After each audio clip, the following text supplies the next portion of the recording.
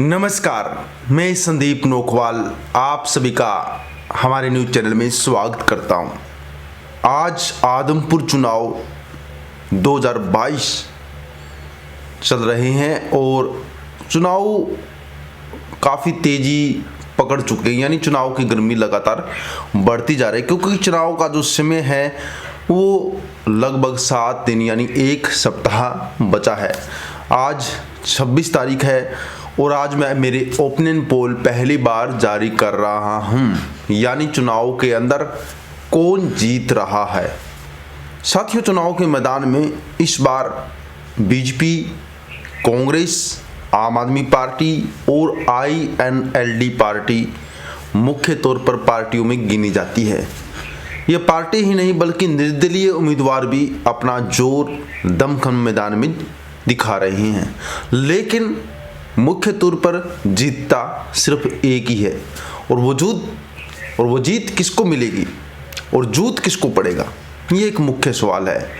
अगर बात की जाए तो जीत की, तो मुख्य तौर से आदमपुर के अंदर 1,60,000 के आसपास वोट बैंक है। 1,60,000 में से 100% वोट मैं आपको बता देता हूँ, 50,000 बीजेपी को और 50,000 कांग्रेस को इस बार वोट जाना तय हो चुका है, यानी दोनों पार्टियों को 50,000 1 लाख वोट 100% मिलेंगे।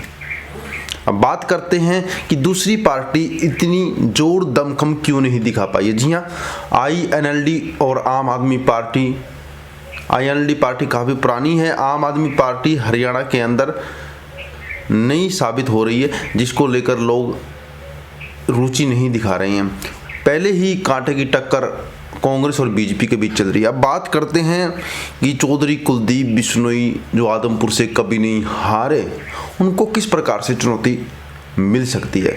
अगर 2009 चुनाव की बात की जाए, जब कुलदीप बिश्नोई के सामने थे जयप्रकाश जी, लेकिन इस बार क्या है, कुलदीप बिश्नोई अकेले नहीं है, कुलदीप बिश्नोई जी के साथ बीजेपी पार्टी है जो दिन प्रतिदिन जनाधार हरियाणा के अंदर बढ़ा रही है। अगर 2009 चुनाव की बात की जाए तो जयप्रकाश को 5,000 वोटों से हारना पड़ा था। अब उस टाइम कुलदीप बिश्नोई अकेले मैदान में डटे थे, उनके साथ बीजेपी पार्टी का साथ नहीं था। लेकिन इस बार क्या है, चौधरी कुलदीप बिश्नोई के साथ बीजेपी पार्टी का जनाधार भी है, यानी चौधरी कुलदीप प्लस बीजेपी है। लेकिन कांग्रेस के साथ जेपी खड़े हैं, कांग्रेस के साथ किसी अन्य पार्टी का सपोर्ट नहीं है। तो बात की जाए हार जीत की, तो आपको बताना चाहूँगा कि अगर आप कहीं पर जाते हैं तो काफ़ी लोगों की आपने वीडियो देखी, कोई डब्बा रखता है, तो दोस्तों ये एक अफवाह है, उनके आधार पर जीत हार जीत तय नहीं होती। दूसरी बड़ी बात, आपने मीडिया के सामने लोगों को बोलते देखा होगा, कोई कांग्रेस पार्टी की तारीफ करता है तो कोई बीजेपी पार्टी की तारीफ करता है। हम भी गांव-गांव जाते हैं, सर्वे करते हैं, तो दोस्तों वो एक थोड़ी सी मनोरंजन आप मान सकते हैं, थोड़ा सा एक मोटिवेशन भी मान सकते हैं, वो एक मोटिवेशन होता है, लेकिन हार जीत उससे भी तय नहीं होती है। ये जो मैं आंकड़े बता रहा हूँ, ये एक अंदर के आंकड़े होते हैं। जी हाँ, आपने अपने गाँव के अंदर देखा होगा, काफ़ी लोग सर्वे करने आते हैं, डेयरी के दर नोट करते हैं। जी हाँ, ऐसे ही हमारी टीम काम कर रही है, उसके आधार पर मैं आपको बताने वाला हूं। उसके आधार पर एक बात बिल्कुल तय है, मैदान के अंदर बीजेपी पार्टी का जीतना बड़ा मुश्किल है, क्योंकि कांटे की टक्कर कांग्रेस पार्टी जयप्रकाश दे रहे हैं। ये टक्कर अभी तक मानी जा रही है, लेकिन आपको बताना चाहूँगा हार जीत कितने वोटों से होने वाली है, इसका सही आंकड़ा तो मैं शायद दे ना पाऊँ, लेकिन 10 से 20,000 प्लस वोटों से हार जीत होने वाली है। अब आपके मन में एक सवाल मचल रहा होगा कि आखिर कौन सी पार्टी जीत सकती है, लेकिन हमारे ओपिनियन पोल के आधार पर अगर बात की जाए तो चौधरी कुलदीप बिश्नोई या बीजेपी पार्टी ही आदमपुर उपचुनाव जीत रही है। इसके पीछे की बड़ी वजह भी आपको बता सकता हूँ। जी हाँ, मैंने स्टार्टिंग में आपको बताया था कि 50,000 वोट कांग्रेस पार्टी को 100% जाएंगे, 50,000 वोट कुलदीप बिश्नोई को या बीजेपी पार्टी को 100% जाएंगे। अब बाकी बचे 60,000 वोटों का क्या होगा। उन 60,000 वोटों में से 20,000 वोट, जी हाँ 20,000 वोट INLD पार्टी प्लस आम आदमी पार्टी को जाएंगे। उसमें से 5,000 वोटों की बात की जाए, यानी टोटली अगर 60,000 में से 25,000 वोटों को अलग कर दिया जाए तो 35,000 वोट पीछे बचते हैं। तो ये 35,000 वोट जो बचते हैं वो हार जीत तय करेंगे। 25,000 वोट जो मैंने आपको बताए हैं वो INLD पार्टी, आम आदमी पार्टी और जो निर्दलीय उम्मीदवार या कुछ अन्य दल बचे हैं उनको जाएंगे, क्योंकि मैदान के अंदर काफ़ी निर्दलीय उम्मीदवार अपनी पहचान बना रहे हैं, तो उन पार्टियों को जाने वाले हैं।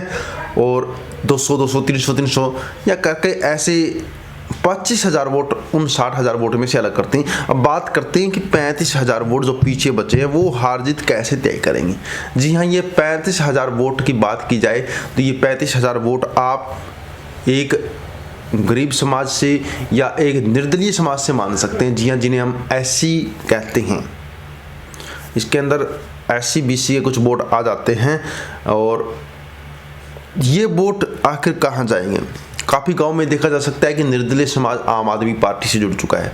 काफ़ी जगह देखा जा सकता है कि निर्दलीय समाज कुलदीप बिश्नोई के साथ भी खड़ा है। काफ़ी जगह देखा जा सकता है कि ये कांग्रेस के साथ, यानी खुलकर सामने नहीं आ रहे हैं। क्या पता आज आम आदमी पार्टी के साथ है, क्या पता कल कांग्रेस के साथ जुड़ जाए, क्योंकि ये लोग वाकई ही मजबूर है, जिनके काम नहीं हुए हैं। काफ़ी निर्दलीय, काफ़ी जो समाज के लोग हैं, ऐसी समाज के लोगों को समस्याओं का सामना आज भी करना पड़ रहा है। मैं ऐसे कैसे घरों में आदमपुर चुनाव के अंदर 2 दिन पहले ही मैं ऐसे घर में गया हूं जो अभी भी कच्चे हैं, जहां पर अभी भी कुछ बीमारियां जो ख़त्म हो चुकी है, लेकिन उन घरों में बीमारियां आज भी है। उस समस्या पर ना तो गाँव के मुखिया ध्यान दे रहे हैं, ना ही बड़े राजनीति लोग उन समस्याओं पर ध्यान नहीं दे रहे हैं। तो वो वोट किसी की वोट नहीं मान सकते, वो वोट करते हैं मजबूरी में, या जिन्हें हम एक ताकतवर आदमी अगर किसी गरीब आदमी से जो चाहे करवा सकता है, यानी जहाँ चाहे वोट डलवा सकता है। तो ये कुछ वोट ऐसे वोट है जिन्हें हम न्यूटन वोट मान सकते हैं। अब ये न्यूटन वोट ही आदमपुर की हार जीत का निर्णय लेने वाले हैं। जी हाँ, घर का बेदी लंका ढाए, ये कहावत सुनी है, तो ये कहावत भी बीजेपी पार्टी पर फिट होती है, क्योंकि बीजेपी पार्टी के कुछ लोग ऐसे हो चुके हैं जो घर का बेदी लंका ढाए, जो कुलदीप बिश्नोई के लंका डालने में लगे हुए हैं, लेकिन इस उपचुनाव में वो सफल नहीं हो पाएंगे। मैंने काफ़ी लोगों को ऐसे भी देखा है जो कुलदीप के खास है, लेकिन कहते हैं कि हम इस बार मौका देंगे, 2024 में ये मौका हम नहीं देंगे। अगर इन 2 सालों में हमारे काम नहीं हुए या इन 2 सालों में बिश्नोई जी नहीं सुधरे तो 2024 में मौका बिल्कुल भी नहीं देंगे। जी हाँ, काम हो रहे हैं काफ़ी गाँव के अंदर, काफ़ी अच्छा बजट भी कुलदीप बिश्नोई ने दिया है, लेकिन काफ़ी गाँव के अंदर वो कुछ मजबूरी के चलते नहीं दे पाए हो, क्योंकि 5 उंगलियां बराबर नहीं होती। कुलदीप बिश्नोई जी 2019 के चुनाव को जीते, चुनाव जीतने के बाद वो एक व्यक्ति के घर पर नहीं जा सकते, क्या पता क्या समस्या हो, या दूसरी उन तक बात पहुंचाने के बीच की जो चैन सिस्टम है, जो उनके कार्यकर्ता है, जो उनके मैन वर्कर है हर गांव से, क्या पता वो ही आपकी आवाज़ उन तक ना पहुंचा पाए हों। इस वजह से काफ़ी मुसीबतों का सामना करना पड़ रहा है। यही वजह है कि कांग्रेस पार्टी बीजेपी पार्टी को कड़ी टक्कर दे रही है। अब बात की जाए तो जीतना किसका हमारे ओपिनियन पोल के अंदर तय हुआ है। हमारे ओपिनियन पोल के अंदर कुलदीप बिश्नोई बीजेपी पार्टी ही जीत रही है। जी हाँ, भव्य बिश्नोई को जो टिकट मिली है, भव्य बिश्नोई पहली बार आदमपुर उपचुनाव जीत रहे हैं और विधायक बनकर निकलने वाले हैं। अगर वोट बैंक का आंकड़ा देखा जाए तो कितने वोटों से जीतने वाले हैं? जी हाँ, ये मैंने आपको कहा था कि 35,000 न्यूटन वोट हार जीत तय करने वाले हैं। अगर इनमें से हार जीत का आंकड़ा देखा जाए तो कुलदीप बिश्नोई के पास वोट बैंक ज़्यादा जाता हुआ दिखाई दे रहा है। इंसानी 15,000 के आसपास, जी हाँ 10 से 15,000 के आसपास ये जीत तय होने वाली है और ये आंकड़ा बीजेपी के खाते में जा रहा है। फिलहाल बीजेपी के खाते में जा रहा है और बीजेपी पार्टी से भव्य बिश्नोई हमारे ओपिनियन पोल के अंदर जीत रहे हैं।